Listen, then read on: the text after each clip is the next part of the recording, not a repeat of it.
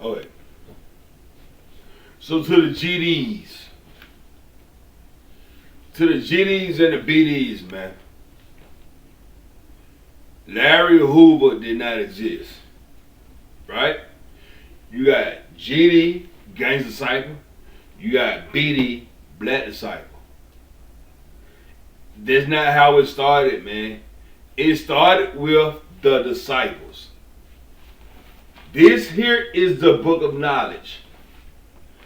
The only person I've seen in this book of knowledge is King David. You know? But it wasn't GD, it wasn't BD, it was disciple. You know what I'm saying? You see, there was a split between the northern kingdom and the southern kingdom. So you got the Gangs Disciples, you got the Black Disciples, you know? Now which one is which, I'm not sure. But there was a split between the northern kingdom and the southern kingdom. You know? And you get out of this book of knowledge, man.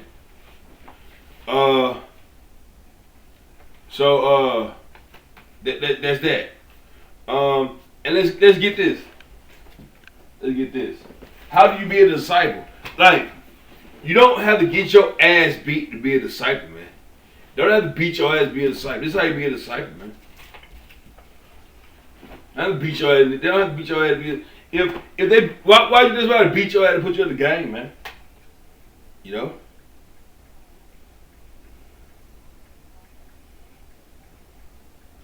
You gotta take an ass whooping? No, you take an ass whooping before you take an ass whooping from your enemy. You got your friend who beat your ass? Nah, man. No. But let's get this though, man. This is how you be a disciple.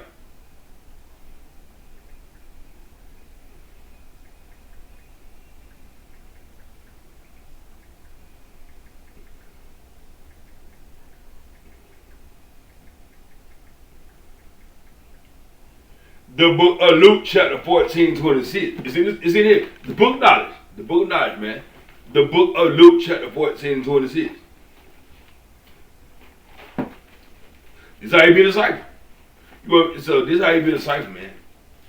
The book of Luke chapter 14:26. Book of Luke chapter 14 and 26. I also put it on screen just in case you don't have the Bible there.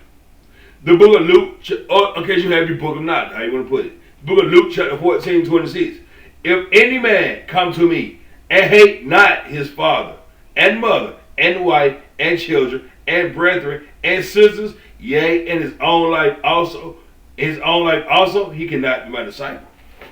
So, why would Jesus Christ say that? Because those are people that do all these terrible things to you. So like if you can't hate these people for things they done, no, you ain't worthy. These people did all this stuff to you, you can't hate them. Those are the words of Jesus Christ, man.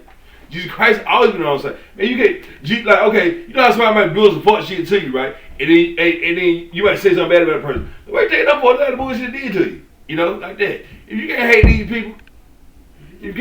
people, then hey, you can't be a disciple, man. You're unworthy. They do all this stuff to you, and you can't hate these people. They do all this stuff to you. Oh, I still love them. No, you ain't worthy. You're not. So that's that. Now let's go ahead and get this. So let's get the story. Let's get the story of King David, man.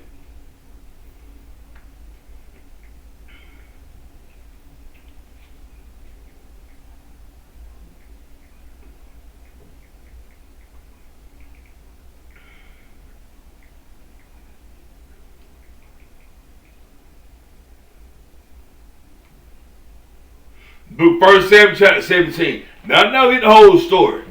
You know, you can buy a book of knowledge from Amazon, really. King James version, man. King James version.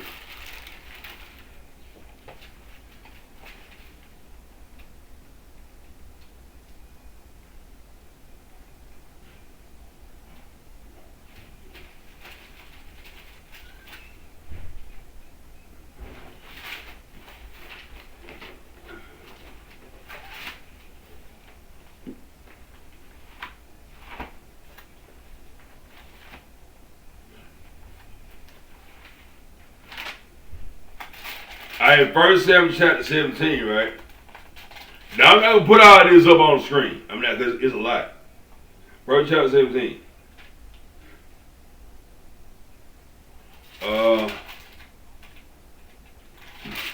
I might just read the whole chapter. Just see what come of it. The book of First Samuel chapter 17. Now you get your Bible to read it along. I ain't gonna put this on the screen. Get your Bible to read it along. The book of 1 Samuel chapter 17. Now the Philistines gathered together their armies to battle, and were gathered together at Shekar, which belonged to Judah, and pitched between Shekar and Azekah in Ephesdamin. I don't know. I can't speak. I can't pronounce it. I tried. And Saul and the men of Israel, and the scripture said we all fall short. You know, I don't know. It's in there though. And Saul and the men of Israel were gathered together and pitched by the valley of Elah, and set the battle in array against the Philistines. And the Philistines stood on a mountain on the one side, and Israel stood on the mountain on the other side. And there was a battle between them. You know, opposite. You got niggas on this side, niggas on this side. Opposite, man. And there went out a champion out of the camp of the Philistines named Goliath, and of Gath, whose height was 6 cubits and a span. So Goliath probably about 6 feet tall. That's just what it is. And he had a helmet of brass upon his head, and he was armed with a coat of mail, and the weight of the coat was 5,000 shekels of brass. Hey man, they had a whole bunch of armor. And really truly, hey man, that's so weigh you down for real. You better know all that. And he had greaves of brass upon his legs, and a target of brass between his shoulders. Not to mention you have all that bullshit on. Man, you gonna get all hot and all that, man. And the staff of his spear was like a weaver's beam, and his spear's head weighed 600 shekels of iron, and one bearing a shield went before him. So he was being over righteous. That's what he was being over righteous. He was destroying himself. Like what you come? What's all this for? He was being over righteous. He was destroying himself. Right? And he stood and cried unto the armies of Israel, and said unto them, why are ye come out to set your battle in array? Am not I a Philistine, and ye servants to Saul? Choose you a man for you, and let him come down to me. If he be able to fight with me and to kill me, then will we be your servant. But if I prevail against him and kill him, then shall ye be our servants and serve us. So, trying to, whatever, I want to be king, whatever, that type of thing. And the Philistines said, I defy the armies of Israel, right? But see, it say, if he be able to fight with me and to kill me, then we will be your servant, right? But if I prevail against him and kill him, then shall ye be our servant and serve us. All right. So if he be able to fight with me, so if he able to fight the dude and kill him, then we will be your servant. Okay. Then they'll be your servants, right? Okay, that's cool. And the Philistines said, I defy the armies of Israel this day. Give me a man that we may fight together. He said he defied the armies of Israel. I don't know what defy means. Let's see what defy means. He said he defied Israel, man.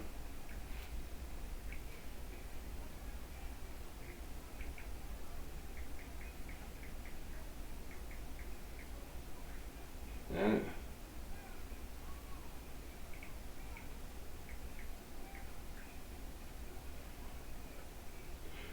He refused to obey the Israelites, man. What is that? I defy the armies of Israel this day. Give me a man that we may fight together. He said I refuse to obey the Israelites. He's saying he refused to obey God. That's what he's saying, because the Israelites obey God, right? So it's not trying to get you to obey God. So when he say that, he's saying he refused to obey God because he tried to get you to obey God. I'm not obeying him. The man trying to get, the Israelite trying to get you to obey God, man. So that was you saying, I defy the Israelite. This is going on. When Saul and all Israel heard these words of the Philistine, they were dismayed and greatly afraid. Like, damn, you don't obey God? That's crazy. They were scared of that. Right? Now David was the son of the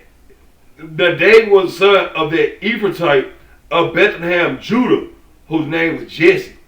And he had 8 sons, and the man went among men for an old man in the days of Saul. So David had 8 sons, man. David had 8 sons. At that point. Now David wasn't even king yet. I already got 8 sons. Hey man, David was a bad motherfucker. He wasn't this point he wasn't even king, bro. I already got 8 sons. Already. 8 sons.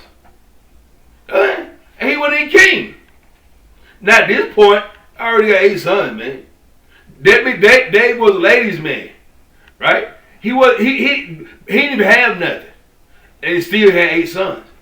What does it mean? Hey man, 8 beat up nothing to push, baby. 8 sons. He wasn't even king, you know that? So, and the 3 eldest sons of Jesse went and followed Saul to the battle. And the name of his 3 sons that went to battle were Eliab, the firstborn, and next unto him Abinadab, and the third Shammah. And David was the youngest. And the 3 elders followed Saul. So David was the youngest, man. I already got 8 sons, man. What the hell? Man. But David went and returned from Saul to feed the father's sheep at Bethlehem. And the Philistine drew near morning and evening, and presented himself 40 days. And Jesse said unto David his son, take now for thy brethren an ephah of this parched corn, and these 10 loaves, and run to the camp to thy brethren. And carry these 10 cheeses unto the captain of their 1,000, and look how thy brethren fare, and take their pledge. Now Saul and they and all the men of Israel were in the valley of Elah fighting with Philistines. Hey, they was going to war. Hey, man, it is what it is. And they rose up early in the morning. And they got early for that shit, man. And left the sheep with the keeper, and took and went as Jesse had commanded him.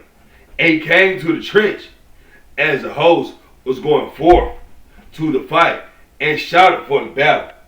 Boo! You know what I'm saying? For Israel and the Philistines had put the battle in array, army against army.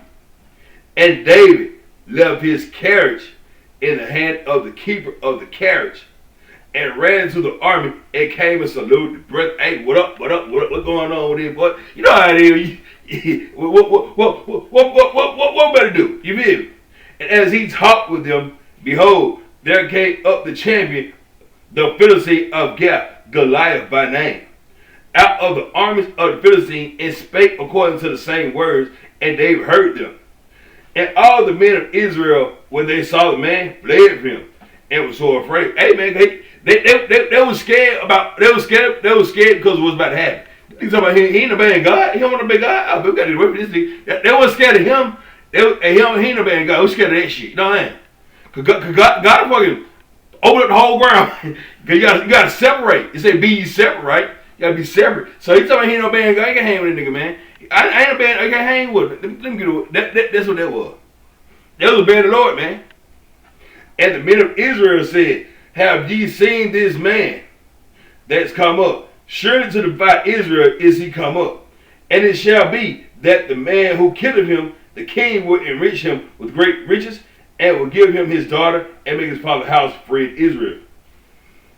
And David spake to the man that stood by him, saying, what shall be done to the man that killed this Philistine, and take away the reproach from Israel? For who is this uncircumcised